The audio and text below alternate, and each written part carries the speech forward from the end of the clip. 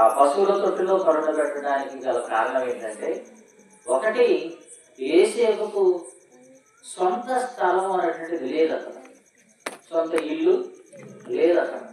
ఉంటే ఇంట్లోనే ప్రసవించేది.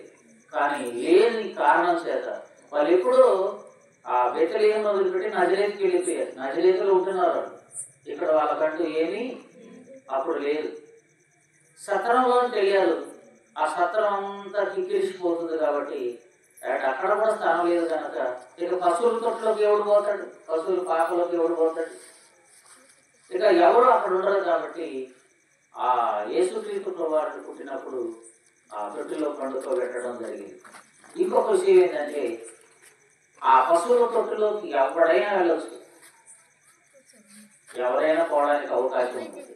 అంత ఈజీగా ఉంటుంది, అంత సులువుగా ఉంటుంది. జ్ఞానులు పోయి ఏ రోజు రాజులో జరబడి యూదుల రాజుగా పుట్టిన వాడెక్కడ అడిగారు.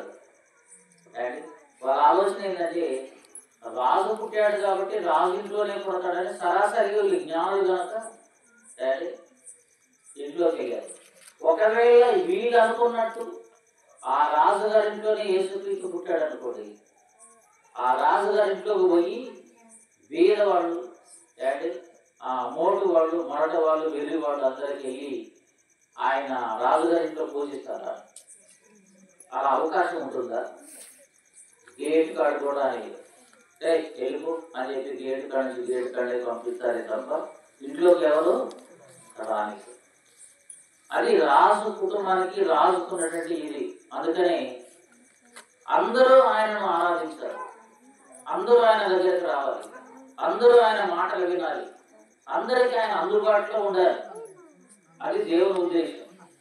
అందుకని అందరికీ అందుబాటులో ఉన్నటువంటి ఆ పశువుల తొట్టిలో పెట్టబడ్డారు.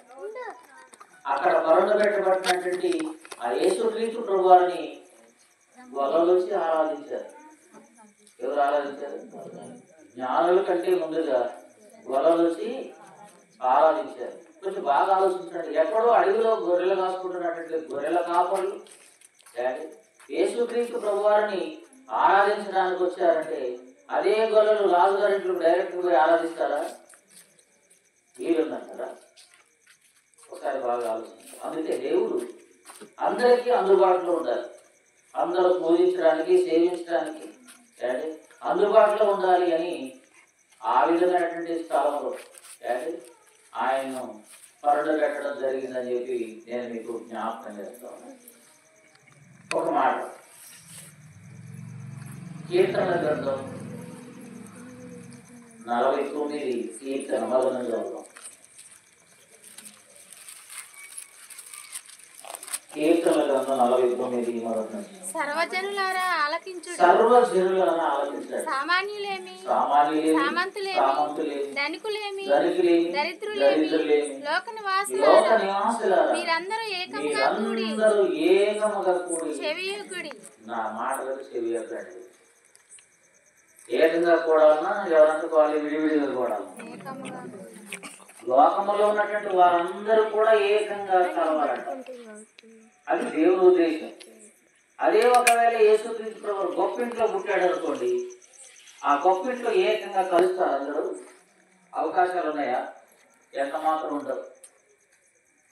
కాబట్టి దేవుడు బాగా ఆలోచన చేసి మంచి నిర్ణయాలు తీసుకొని ఈ లోకంలో మానవుడిగా పుట్టిన ప్రతి వ్యక్తికి అనుకూలంగా ఉండాలి, ప్రతి వ్యక్తికి అవకాశం ఇవ్వబడాలి అని దేవుడు ఆలోచించి ఆ విధమైనటువంటి స్థలంలో యేసుక్రీస్తును పెట్టడానికి అనుమతించాడు.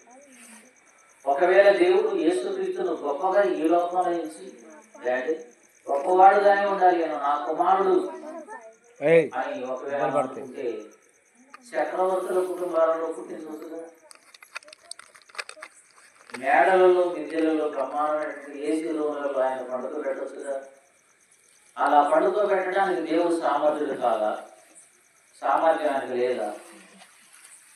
ఉన్న ఈ విధమైనటువంటి ఆలోచన ఎందుకు చేశాడంటే, అందరికీ అందుబాటులో ఉండాలి, అందరికీ అనుకూలంగా ఉండడానికి ఆ ఏర్పాటు చేశాడే తప్ప కొంతమందికి అనుకూలం, కొంతమందికి అనుకూలం కాదు అని అనుకుంటే దేవుడు ఎక్కడో ఒక మేడల్లో ఆయనకు జన్మనిచ్చేవాడు.